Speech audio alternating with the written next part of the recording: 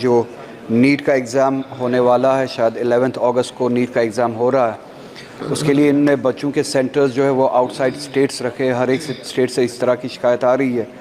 اسی طرح سے جموں کشمیر سے بھی بچے کہہ رہے کیونکہ سینٹرز جو ہے آؤٹ سائڈ اسٹیٹ رکھے گئے، 1000 کلومیٹر 2000 کلومیٹر کے فاصلے پہ رکھے گئے، تو ان کے لیے اتنی شارٹ نوٹس میں لاجسٹکس وغیرہ وہ ٹریول کرنا لگ بھگ ناممکن ہوگا. تو میں آپ کے ذریعے سے گزارش کرنا چاہوں گا کہ سینٹرز جو ہے ایگزامینیشن کے لیے یا نیٹ کے ٹیسٹ کے لیے وہ اپنی اسٹیٹس میں رکھے جائے اسٹوڈنٹس کے لیے. دوسرا یہ کہ کشمیر میں، جموں کشمیر میں جو اکیڈمک ایئر انہوں نے چینج کیا، اپنی من مرضی سے چینج کیا. جموں میں تو مارچ کا اکیڈمک ایئر جو مارچ سے شروع ہوتا ہے وہ ٹھیک ہے، وہ ہمیشہ سے ویسے ہی چلا آتا ہے. کشمیر ویلی میں ویدر کے لحاظ سے ہماری جو اینول ویکیشن ہوتی ہے وہ ونٹر ویکیشن ہوتی ہے، اور ہمارا اکیڈمک ایئر جو ہی شروع ہوتا ہے تو اس کے امیجیٹ بعد ہی ہمارا ایئرلی ویکیشن شروع ہو جاتا ہے. تو جو ویکیشن کا جو پرپز ہوتا ہے وہ سرو ہوتا ہے، کیونکہ ہمارے ونٹرز پرولونگڈ ہوتے ہیں، ہماری سمر ویکیشن نہیں ہوتی ہے، ہماری ایئرلی ویکیشن جو ہے وہ ونٹر ویکیشن ہوتی ہے.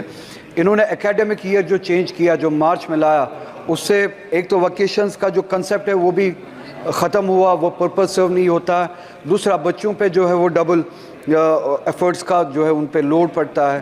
تو ان سے گزارش ہے کہ وہاں کے کلائمیٹ کو، وہاں کی جیوگرافی کو نظر میں رکھتے ہوئے اکیڈمک ایئر کو چینج کرے ایز اٹ واز ارلیئر. ہر چیز میں ایک نشان، ایک ملک وغیرہ یہ لانا، انریزنیبل چیزیں لانا صحیح نہیں ہوتا ہے. کنٹریکچوئل لیکچرز جو ہے ہمارے ریاست میں، ان کے حوالے سے کوئی کلیئر کٹ اسکیم لائی جائے، کلیئر کٹ روڈ لایا جائے. وہ اور ایج ہوتے جا رہے ہیں ہمارے جو پی ایچ ڈی ہولڈرز ہیں، اسکالرز ہیں ہمارے، وہ کنٹریکچوئل بیسس پہ کام کر رہے ہیں ریاست جموں کشمیر میں. ابھی تک ان کے لیے، ان کو ریگولرائز کرنے کے لیے ابھی تک نہ کوئی اسکیم ہے، نہ کوئی پالیسی ہے. ان کے لیے کوئی پالیسی لائی جائے.